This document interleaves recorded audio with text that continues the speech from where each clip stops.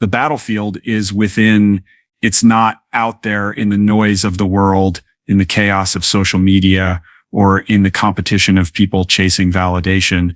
The true war is happening quietly, silently in the space between your ears, and most people never realize it. They spend their lives thinking the enemy is external, the economy, their boss, their family, the people who don't support them. But the truth is, the greatest obstacle is not outside, it's inside. Your mind can either be your strongest ally or your deadliest enemy. It is the filter through which you interpret life. And if that filter is cloudy, everything you see will feel distorted.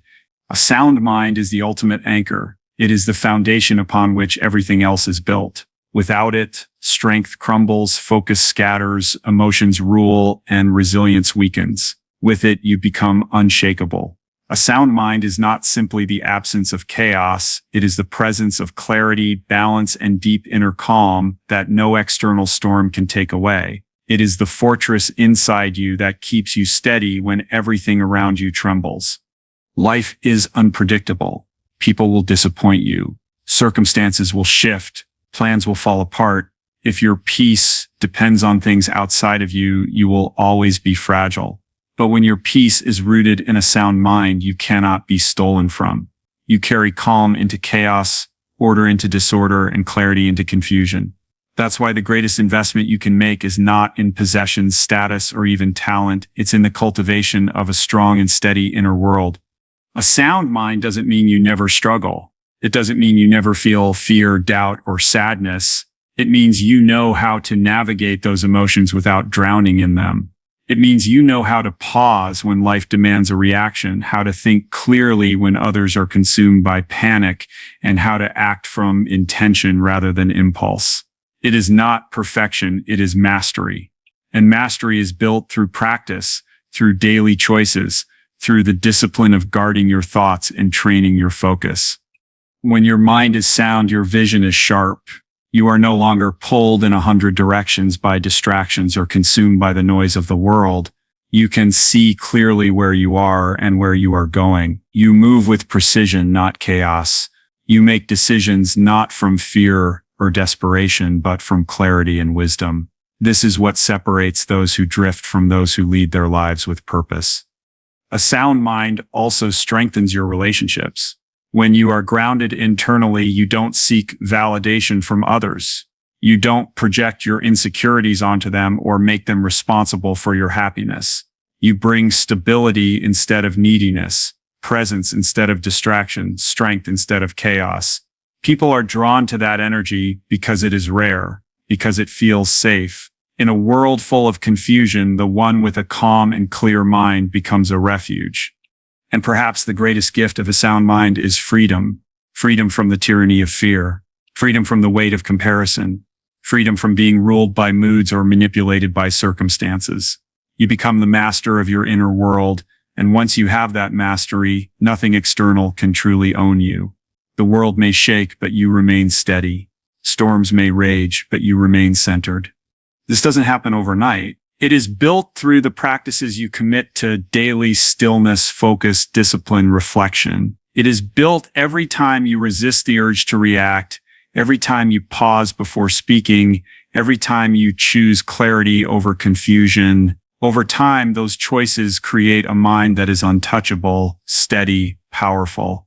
A sound mind is your strongest weapon. It is the edge that no one can take away, the foundation that cannot be broken, the shield that protects you from the chaos of life. When you cultivate it, you no longer live at the mercy of the world, you live in mastery of yourself. And that mastery is the essence of true strength. In that mastery is the essence of true strength.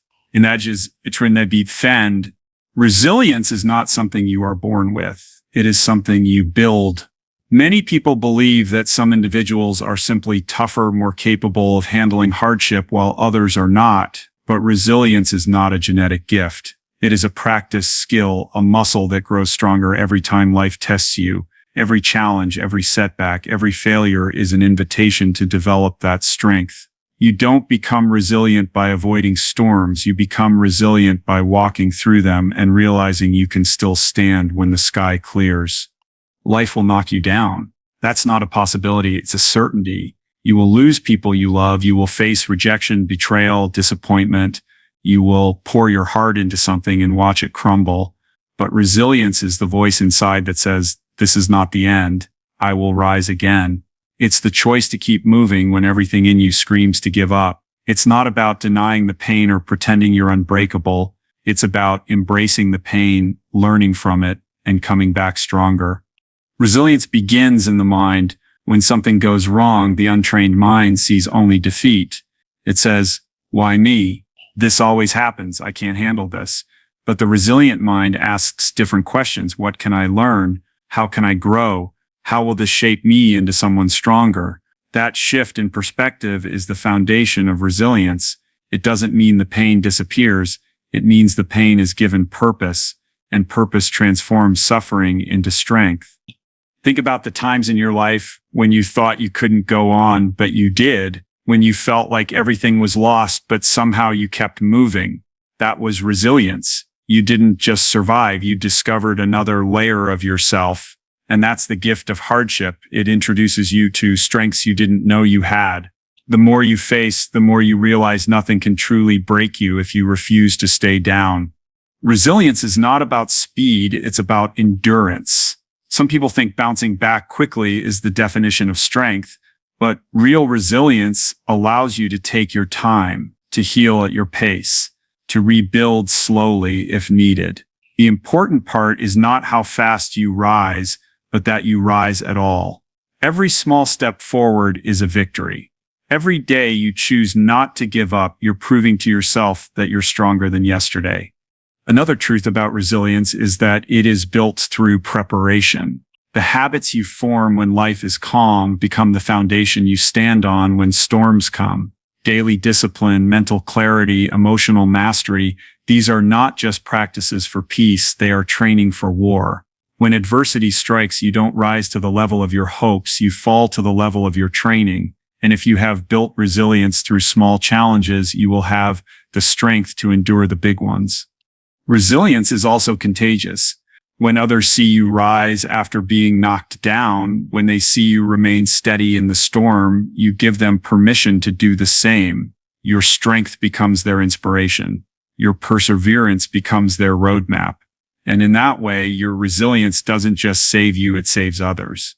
At its core, resilience is faith in action. Faith that the pain has a purpose. Faith that no season lasts forever. Faith that you can endure more than you imagine. And when you embrace that truth, life no longer intimidates you.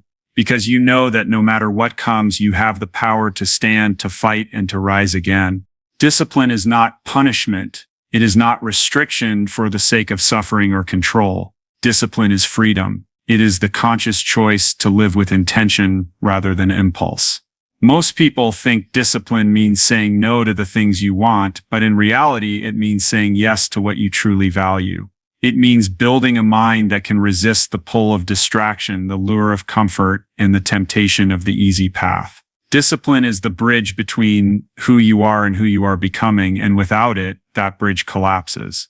The mind is a creature of habit. Left unchecked, it drifts toward comfort, toward shortcuts, toward whatever feels good in the moment. But what feels good in the moment often steals from your future. The discipline of consistent practice rewires this. Every time you choose to act with intention rather than impulse, you are literally reshaping your brain. You are training yourself to value long-term fulfillment over short-term pleasure. That is why discipline is so powerful. It doesn't just change your actions, it changes who you are. Think of the small daily disciplines: waking up on time, choosing to exercise when you don't feel like it, committing to reading instead of scrolling, showing up for work with focus even when you're tired. These may seem insignificant in isolation, but they compound over time. Each small act of discipline is like laying a brick. Day after day, brick after brick, you are building a fortress of strength inside yourself, a fortress that cannot be shaken by mood, distraction, or temptation. And discipline is not just about doing hard things. It's also about creating order in your life When your space is cluttered, your mind is cluttered. When your schedule is chaotic, your thoughts become chaotic. Discipline is the art of creating structure, of building routines that ground you, of setting boundaries that protect your energy. The more order you create on the outside, the more peace you feel on the inside. The disciplined mind is not rigid, but it is steady. It knows how to bend without breaking, how to rest without collapsing, how to keep going when everything else says stop. There will always be resistance. Discipline is not natural at first. It feels heavy. It feels uncomfortable. Your brain will whisper excuses. Do it later. Skip it this once. You deserve a break. And sometimes rest is necessary. But most of the time, those whispers are the chains of weakness trying to keep you small. Discipline is the refusal to negotiate with weakness. It's choosing to align your actions with your values even when you don't feel like it.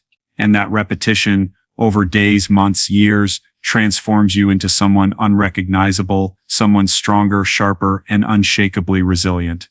The reward of discipline is not just achievement, it's confidence. It's the quiet knowing that you can trust yourself, that when you set a goal, you will follow through, that when challenges come, you will not crumble. Discipline builds integrity with yourself. And once you trust yourself, the world opens. Because the strongest person in any room is the one who has conquered their own mind. Discipline is the path to freedom. Freedom from distraction, freedom from regret, freedom from being ruled by impulse.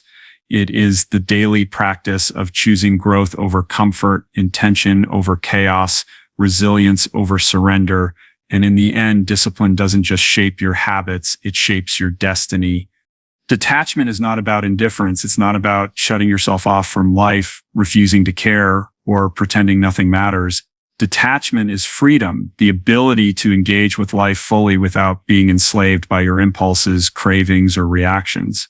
It is standing in the middle of chaos and choosing calm. It is wanting deeply but not clinging desperately. It is loving people fully but not losing yourself when they leave. Detachment is mastery, because it gives you control over the one thing you can always own, your inner state. Most of us live chained to impulse. We feel hunger. We eat without thought. We feel anger. We lash out. We feel fear. We retreat. Our lives are governed by automatic reactions, and those reactions often keep us stuck in cycles we don't want. Detachment breaks that chain. It doesn't eliminate emotion or desire. It changes your relationship to them. You stop being dragged by the current and start observing it. You stop clinging to outcomes and start moving from intention. You stop confusing feeling with must act now. The beauty of detachment is that it gives you perspective. When you're attached, every loss feels like the end of the world. Every rejection feels like proof of your inadequacy. Every obstacle feels permanent. But when you detach, you realize these things are passing waves. You see clearly this is temporary. This is a test. This does not define me. That shift in perspective is what creates inner peace. You're no longer crushed by every disappointment because you understand they don't control you unless you let them. Detachment also allows you to love more purely. When you're attached, your love is conditional. It comes with expectations, demands, control. But when you detach, you love without fear, without needing to possess, without making someone else responsible for your happiness. That doesn't weaken love, it strengthens it, because it comes from choice, not desperation. It comes from freedom, not fear of loss. This principle extends to success and ambition too. If you're attached to the outcome, every setback feels unbearable, every delay feels like failure. But when you detach, you give your best effort and release the rest. You stop obsessing over what you can't control and focus on what you can. Ironically, that detachment often brings better results because your energy is clean, driven by purpose, not desperation. Detachment is not coldness. It's clarity. It's the ability to remain steady while the world wobbles. It's the quiet strength of someone who refuses to be ruled by their cravings or enslaved by their fears. Choosing to act, not react, to respond, not explode, to hold, not cling. And once you master detachment, you stop being a prisoner of life, you become its master.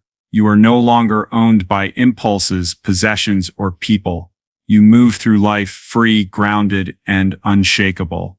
Emotions are powerful. They surge like waves, sometimes calm and gentle, other times fierce and overwhelming. For most people, emotions are in the driver's seat, dictating how they act, what they say, and even how they see themselves. But here's the truth. Emotions are signals, not dictators.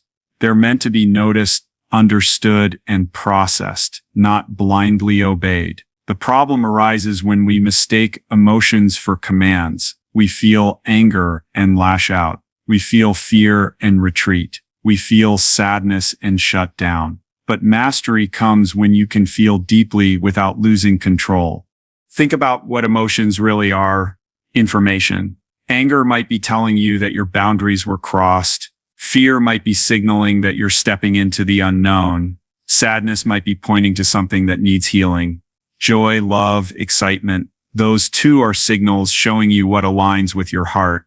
But they're not meant to rule you. They're meant to guide you. If you let emotions control your actions, you become reactive, a puppet pulled by whatever feeling shows up. If you learn to pause, reflect, and respond with intention, you step into true power. Emotional mastery doesn't mean suppressing what you feel. It doesn't mean pretending you're fine when you're not, or shoving emotions into a corner until they explode later. It means becoming fluent in the language of your inner world. When anger rises, instead of snapping, you ask, "What is this telling me?" When fear creeps in, instead of running, you ask, "What's the opportunity here?" When sadness lingers, you ask, "What part of me needs compassion right now?" That pause, that shift from reaction to reflection is everything.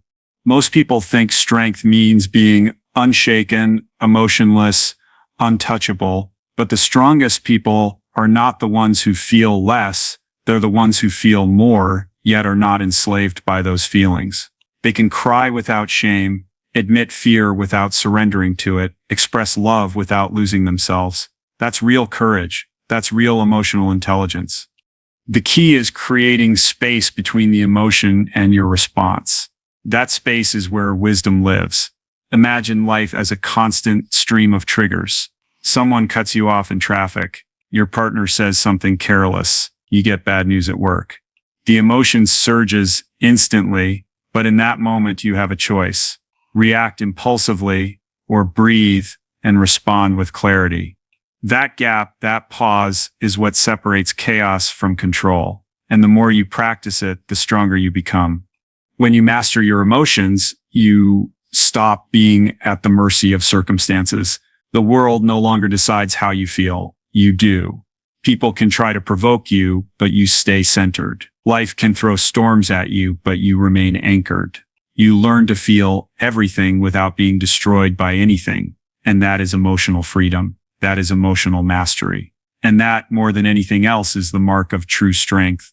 Focus is the currency of life. Where your attention goes, everything else follows. It's not time that determines success. It's focus. You can have 24 hours in a day like everyone else, but if your energy is scattered, your results will always be scattered. Focus is the invisible force that takes your thoughts, your actions, and your intentions and directs them toward a clear outcome. Without it, even the most gifted people fall short. With it, ordinary people accomplish extraordinary things. The problem is that we live in an age designed to steal our focus. Every notification, every advertisement, every endless feed is a thief. And if you don't guard your attention like your life depends on it, you'll find yourself pouring energy into things that don't move you forward. You'll mistake busyness for progress, scrolling for connection, distraction for rest. That's why focus must be treated like sacred ground. It's the foundation of mastery, the fuel for creativity, and the gatekeeper of achievement. Think about how powerful your life becomes when you truly lock in. When you eliminate the noise and channel your mind toward one clear vision, you start to notice doors opening that others miss. You start producing results that others can't understand. Because while most people are spread thin trying to do 100 things halfway, you're moving like a laser, channeling all of your energy into one direction. That's what creates breakthroughs. That's what separates leaders from followers.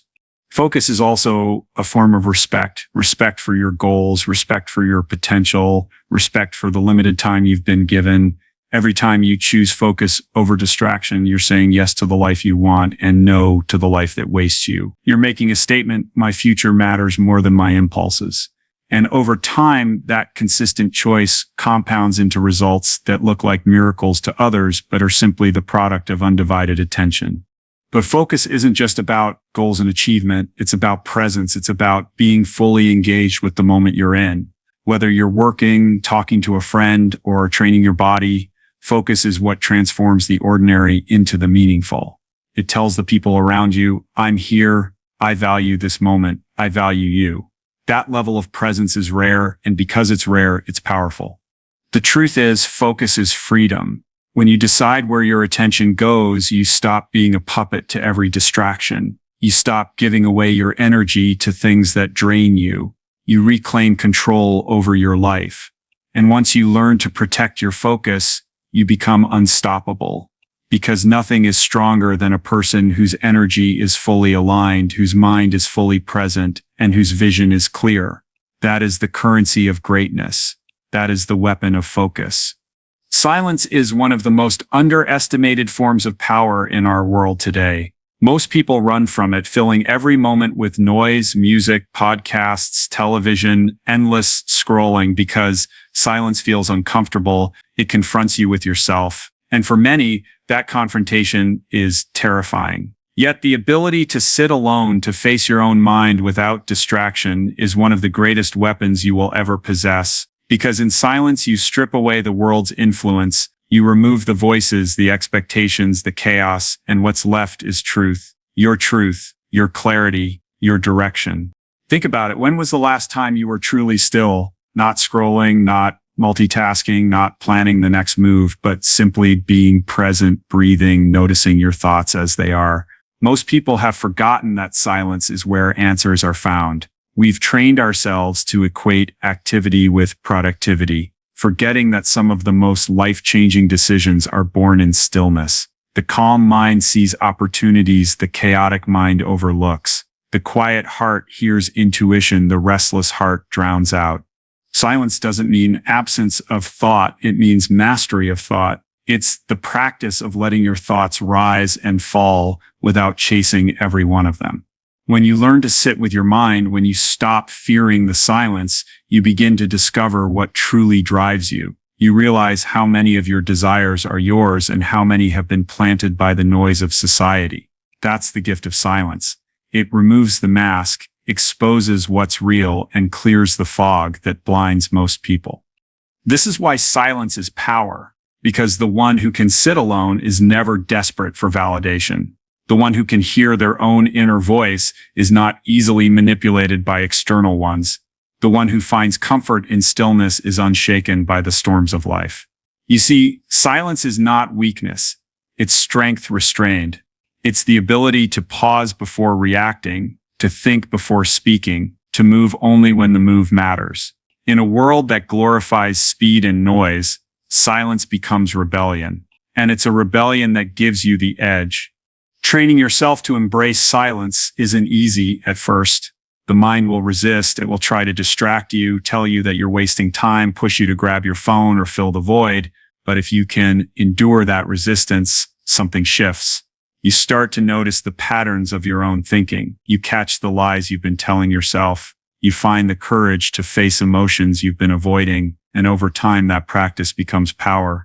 When you can sit with silence, you carry an inner calm that nothing can touch.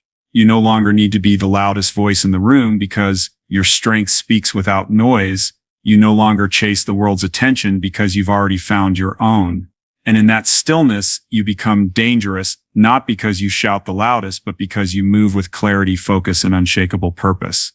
The battlefield is within. It's not out there in the noise of the world, in the chaos of social media, or in the competition of people chasing validation. The true war is happening quietly, silently in the space between your ears, and most people never realize it. They spend their lives thinking the enemy is external, the economy, their boss, their family, the people who don't support them. But the truth is, the greatest obstacle is not outside, it's inside. Your mind can either be your strongest ally or your deadliest enemy. It is the filter through which you interpret life, and if that filter is cloudy, everything you see will feel distorted. A sound mind doesn't just happen, it's forged in the discipline of self-awareness, in the commitment to examine your thoughts rather than blindly obey them. When you wake up each day, your first thoughts begin to set the rhythm of your life. If those thoughts are chaotic, rushed, and fueled by fear, then your day becomes a battlefield of stress and reactivity. But if your mind is grounded, calm, centered, unshaken, then no matter what chaos erupts around you, you carry peace within you. That's why the battle is internal, because the external can only control you if your inner fortress is weak.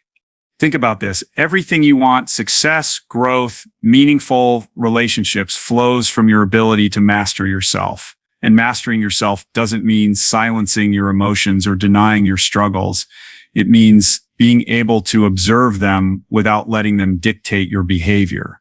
It's realizing that your feelings are powerful signals, but terrible leaders. The sound mind knows how to listen, how to process, but ultimately how to act from intention instead of impulse. This is where real strength comes from, not lifting weights, not building wealth, not standing tall in front of others, but standing tall in your own mind. When you begin to train this inner battlefield, you stop being reactive. You stop letting every comment, every setback, every challenge throw you into chaos. Instead, you create space between the event and your response. Space that allows wisdom to replace impulse. That space is power.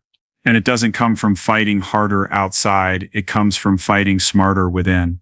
Every distraction you resist, every emotion you pause to understand, every thought you choose not to feed, that's you winning the war inside. A sound mind isn't about perfection. It's about resilience.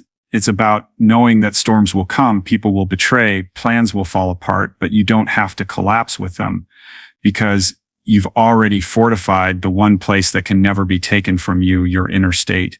When the battlefield is won within, the world outside loses its power over you. That is where freedom begins. That is where mastery begins. That is the true strength of a sound mind.